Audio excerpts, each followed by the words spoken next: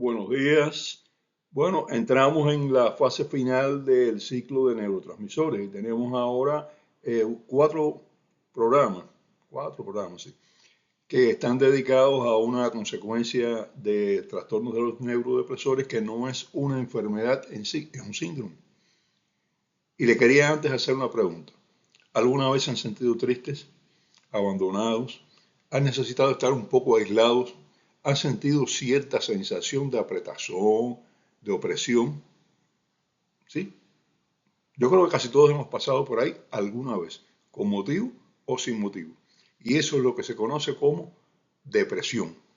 La depresión es un trastorno del estado de ánimo que puede ser transitorio, es decir, durar un periodo de tiempo y después desaparecer, o puede ser permanente y mantenerse en la persona. Todos conocemos personas depresivas, personas que siempre están tristes, que siempre están aisladas, que no les gusta relacionarse. Eso es frecuente, lo conocemos muchos, ¿no? Y estas personas pues tienen una depresión o una personalidad depresiva a veces. Y estos son trastornos también, ya como ya veremos, relacionados con la transmisión del sistema nervioso en el sistema nervioso central, transmisión del impulso.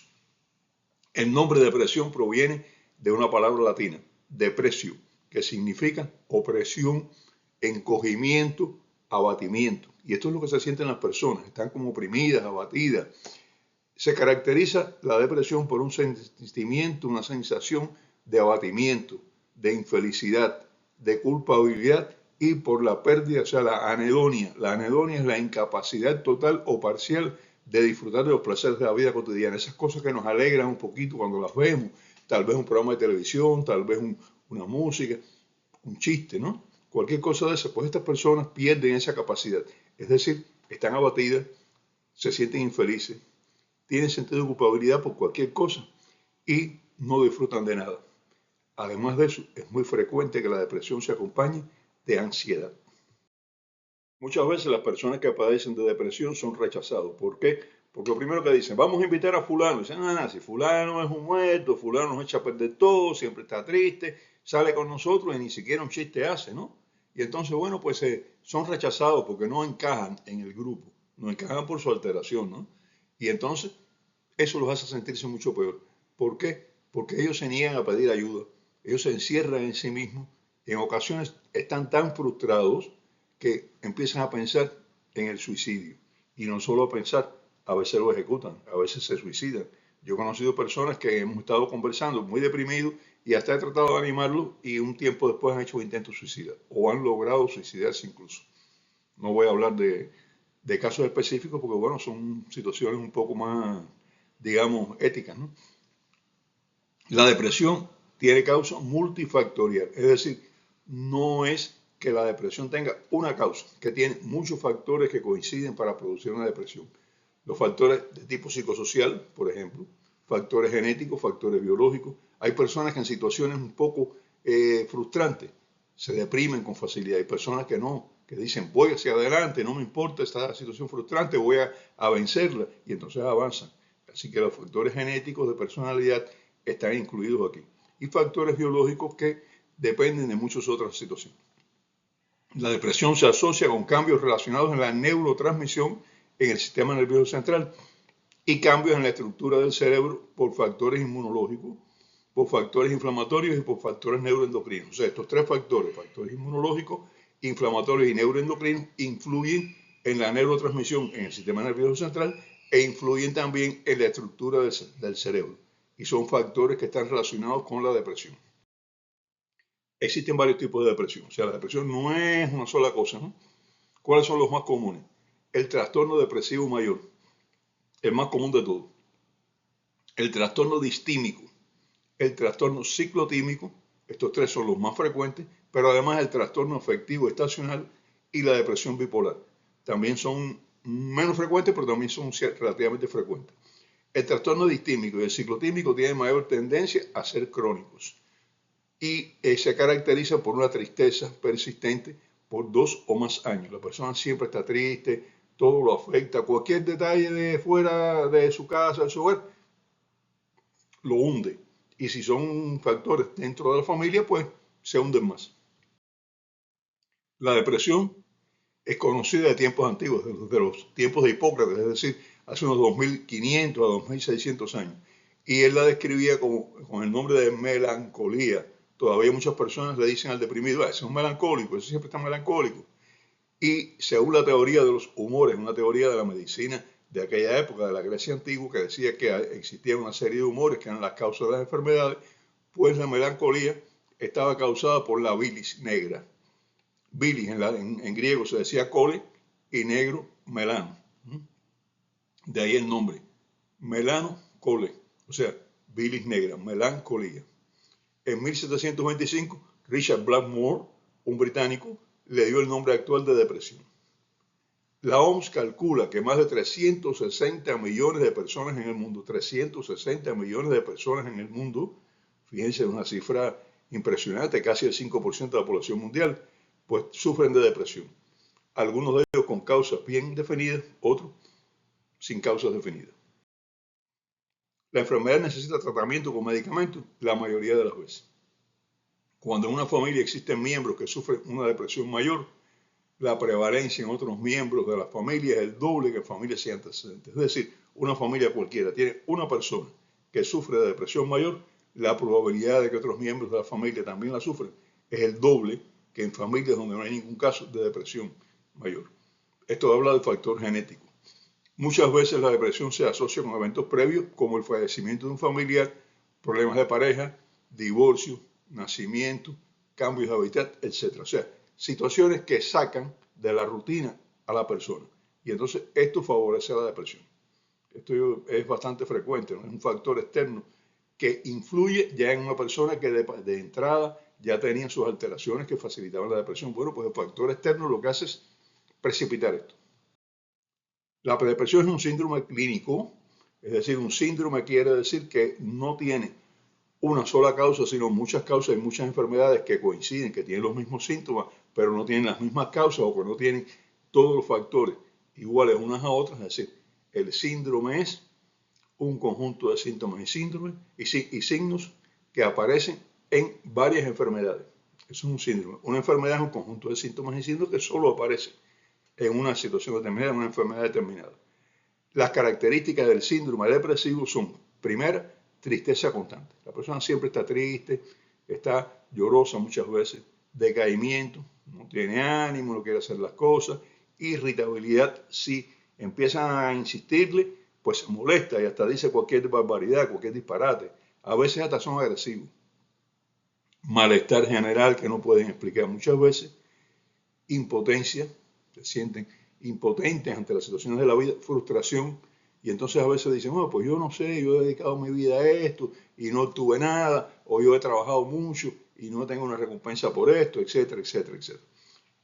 Esto limita la actividad laboral, o sea, todos estos síntomas, si la persona está trabajando, pues se siente limitada porque en el trabajo no coopera, no participa, no avanza, es rutinario, hace las cosas como le dicen, pero no tiene iniciativa, no tiene, digamos, esa energía para hacer un trabajo bien hecho, pero también en la familia altera su vida ordinaria, porque en la familia llega, se aísla, se va para allá, se encierra en un cuarto, no se relaciona, y todo esto también pues altera su vida de familia, ¿no? Le dicen, vamos a ir al cine. No, yo no tengo ganas. Vamos a ver una película. No tengo ganas.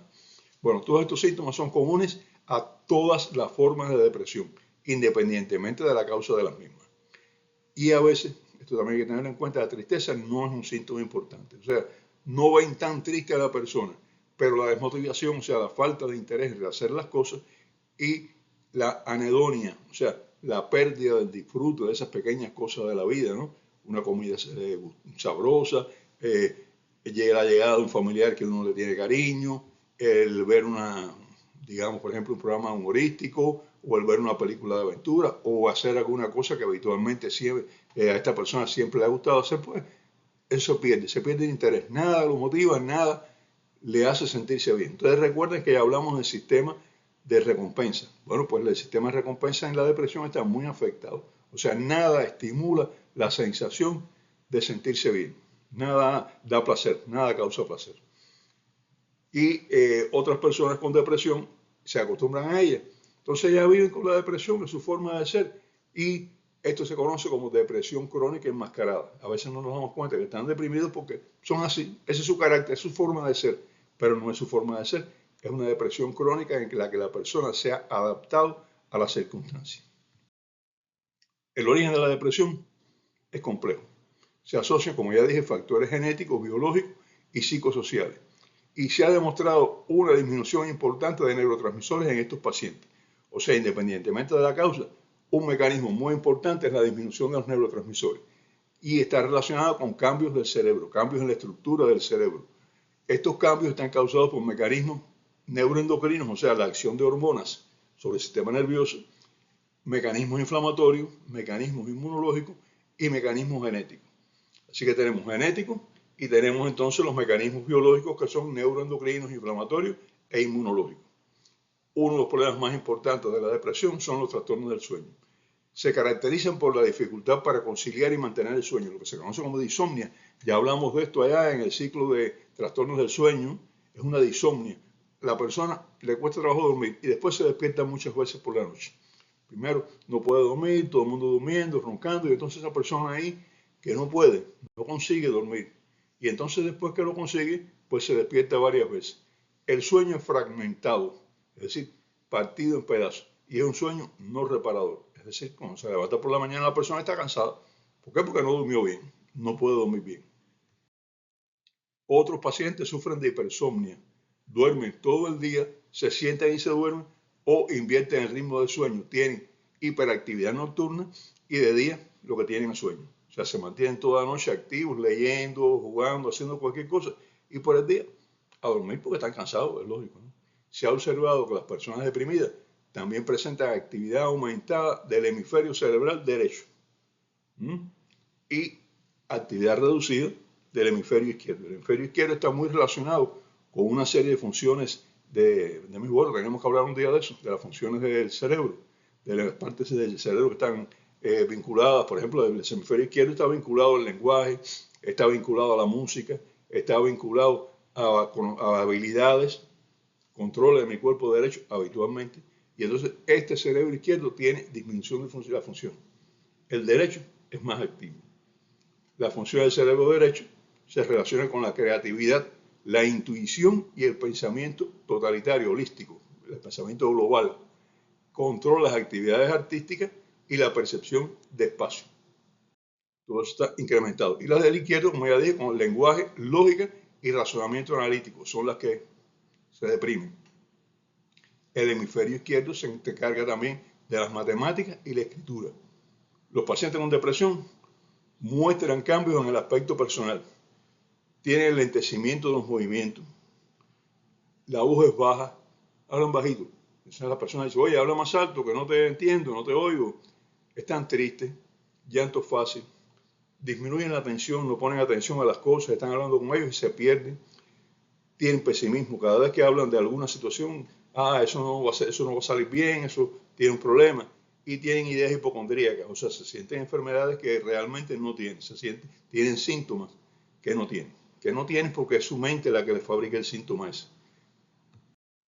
Las funciones del hemisferio cerebral, las voy a repetir, son las siguientes. El hemisferio izquierdo controla el lenguaje, lógica, razonamiento analítico, se encarga de habilidades matemáticas y de escritura, y el hemisferio derecho asociado con la creatividad, la intuición y el pensamiento holístico.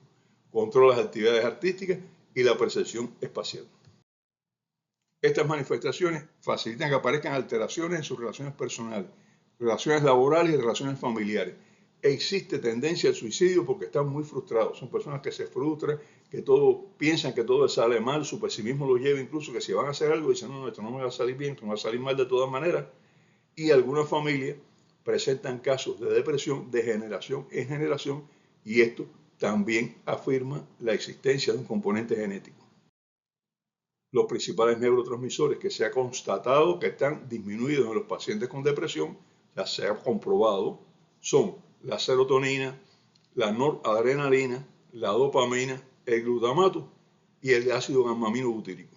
Y a pesar de haber encontrado estas alteraciones, no se ha identificado un patrón. O sea, están alterados, están disminuidos en los pacientes con depresión, pero no hay un patrón claro de que este es el que más se disminuye, que es la combinación de estos dos. Eso no se ha identificado. Y entonces, por tanto, no hay cómo identificar la depresión por este nuevo sistema, el sistema de la dosificación de neurotransmisores. El diagnóstico de la depresión sigue siendo clínico. Y hay algo importante, desde hace muchos años se plantea que las enfermedades psiquiátricas no son puramente funcionales, tienen una base. Recuerdo, siendo yo estudiante, me lo dijeron los psiquiatras que fueron profesores míos, que eran psiquiatras un poco diferentes al resto, ¿no? Y entonces me decían, no se han encontrado todavía los mecanismos de alteración psíquica, pero son mecanismos moleculares y algún día se descubrirán. Y como ustedes ven, ya se están descubriendo. En el próximo programa voy a tratar las teorías que plantean las causas de la depresión. Hasta entonces, los espero.